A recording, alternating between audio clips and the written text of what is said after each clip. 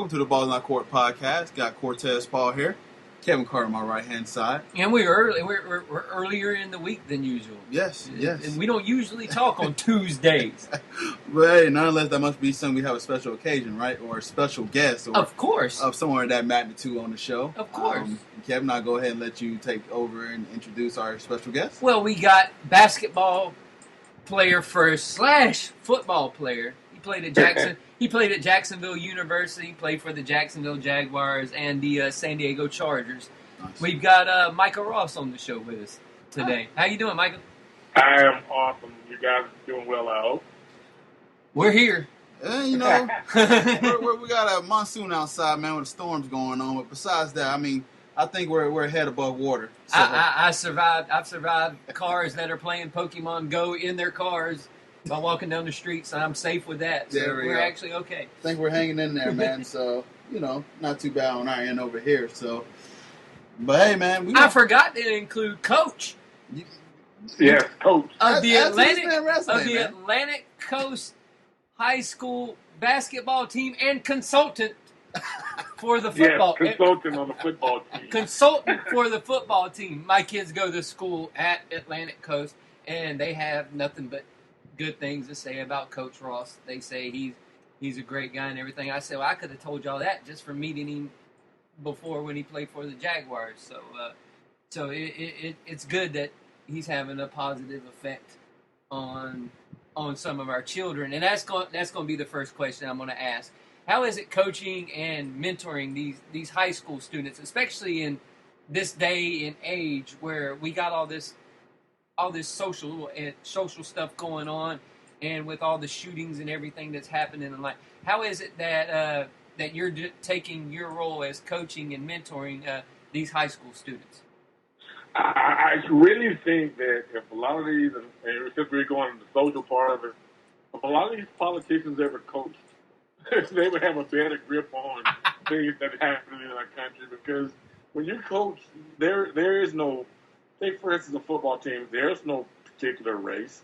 You got kids of all different races, all different nationalities, all different backgrounds. And when you coach them, let's take football, for instance. Nobody cares about who's going to make the tackle. Just somebody has to get their head across the bow and go make the tackle. Exactly. I mean, nobody cares about who's catching and throwing the ball and all those different things. So it brings all different types of socioeconomic kids together. And it's awesome being a coach because that's the one sanctuary that we still have in this country. I mean, things are changing. That coaching in high school is changing, but being able to mentor kids and talk to kids and listen to kids and be a difference maker every day in those kids' lives, because we spend more time with those kids during the day than their parents do and their siblings. So we're that good person to be in the guy's ear, and they won't remember the math teacher. I can promise you that. They're not going to remember what happened in English 3 their junior year, but they'll remember the practice times and the games and riding on the buses and sitting in the locker room and cracking jokes and coach yelling at a different kid and picking up another kid. Those are the memories that will last forever for these young men and women. Now, how does it feel when you see some of your students that are going to college and they come back and visit you? How does that resurrect with you when you see some of your past students come back in the past to just say hey and talk to you, let you know how they're doing with life?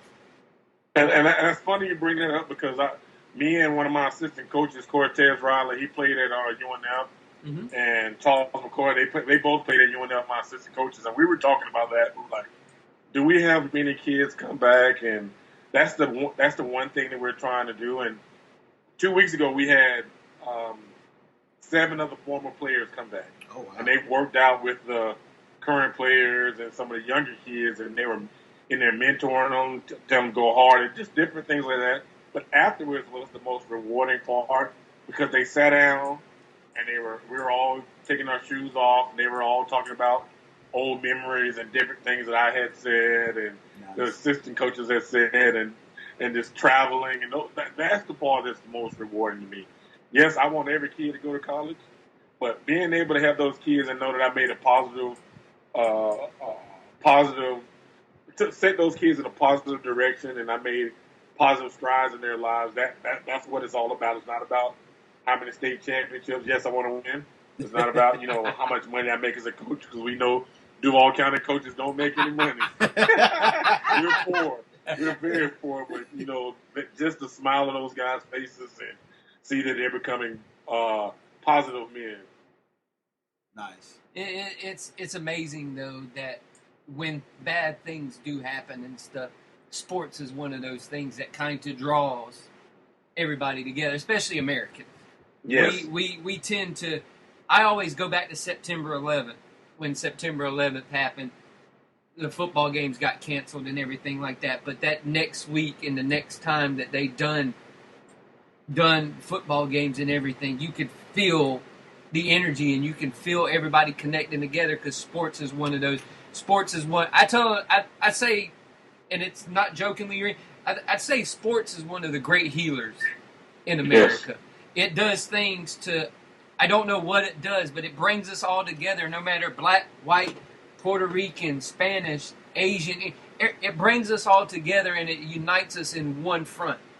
And it's an ultimate healer, especially with just stuff that goes on. We always tend to go towards sports as one of those things that makes us feel happy. Yes. Yeah, you definitely got to do that, and on a much I would never compare my. You got to think about our armed forces, and you get like you said, you get all those different backgrounds together, and they have one common goal, is to defend the Constitution of the United States and defend our country, and they do a great job with it. But on a much smaller level, it's a lot of sports is the same thing. When it's not life and death, but those guys all get together and they come up with a common goal, and it's to compete and to do their best and to come up with outcomes to win. But if you don't win, just to compete and give your all and shake hands at the end. And I think that's just the American spirit that we all have, is just competition and competing against others. Yeah, I was in, actually when 9/11 happened, I was actually in the service at the time. Okay. I was in MacDill Air Force Base, and it was in Tampa, so you had the Buccaneers. So right after that happened, we went to a Buccaneer game right afterwards, and they invited a bunch of us to go, and it was free. And we went, and you could feel everybody from being military, everybody, you could just feel the connection once you walked into the stadium, everybody hugging each other, and it was, sports is that one thing that draws Americans together, especially Americans. We love our sports. That is one thing we definitely can say. We love our sports. You can love soccer and everything like that overseas, but when you come to America, you have so many different ones, and everything just makes. It's like sports is where you can go for 4 hours to a football game and forget about everything else except yelling at the football game. Yeah. And being a Jaguar fan, I've yelled at a bunch of football games, especially lately. All right, Coach. I want to ask you this question here. Playing college football and basketball at a small school like Jacksonville University, describe that experience for us and the listeners. Well, it was amazing because when I was in high school, I played football. I played football my 9th grade and junior high for 5 games. And I played basketball 10th, 11th. In my 12th grade year, I did a lot of camps and basketball camps and everything. And my best friend talked me into playing football that fall. I said no.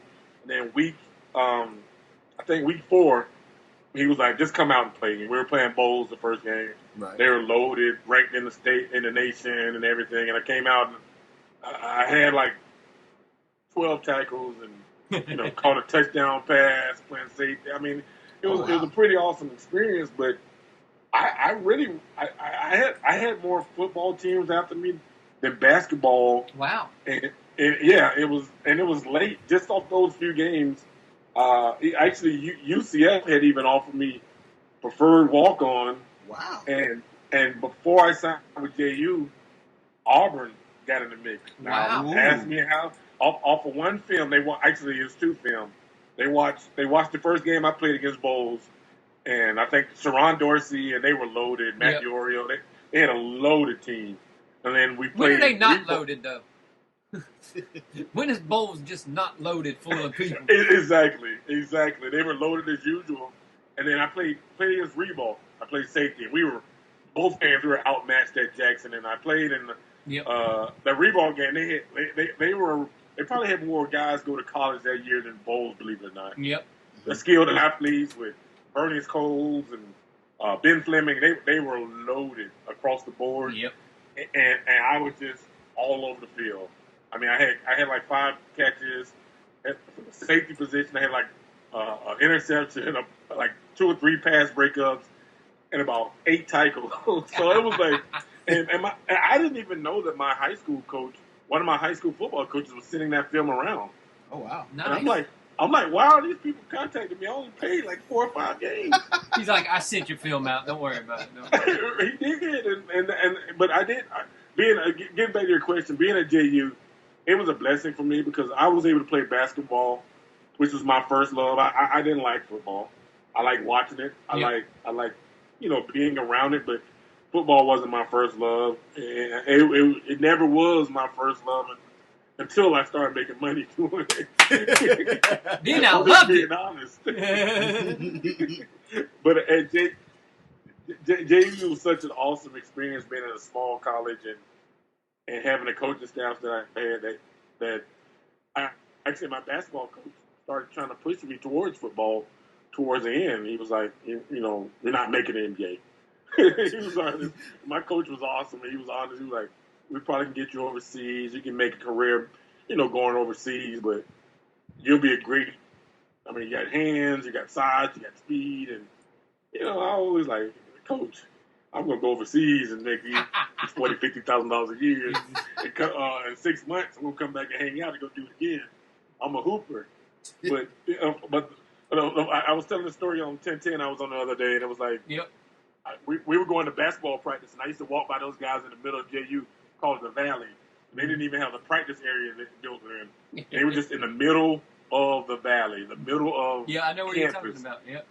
And everyone just walked past them like, man, these little sorry dudes. I was like, man, they're going to get killed. Because you got to think, Cortez, JU doesn't have scholarship players. Everybody there was like, just come out and play on the team. Like if I went to JU, I could have went out there and played football for JU. Wow. And on that first inaugural team, I was the only red shirt senior. Actually, I wasn't a red shirt. I was the only senior. Yep. And then I think we had 1 junior, and then we had 140 redshirt freshmen. Wasn't the quarterback for one of the JU teams? Didn't he play at First Coast? I think he. I think he was. I know Cooper's brother played at Fletcher. Yeah. But did we have a first? I'm not sure. Oh yes, Talmadge. Talmadge Ford played at. Yep, he played at First Coast. He played at First Coast. T Ford. Yeah. I keep forgetting though. Me and you were right around the same age, so it's like I graduated First Coast in '95. Okay, so I was a year ahead of you. Yeah, so you were a year ahead of me, and I always forget. I forget that me and him were right around the same age, and so I remember. Yeah, we both old. Yeah, we both old. Yeah, see, Cortez, we're old. But I remember watching you play. I went to a few JU games. I went to a few of them, especially when they were playing Florida. So I went to a few games. He was good. Thank you. I was okay. I just was athletic. I tell my son, I said, be a better ball handler and shooter than me. I was an athlete, but if I could save my life, I had to make 10 3-pointers. We're going to be, we would have been writing no obituary on me. So. Hey, I saw you dunk on somebody, and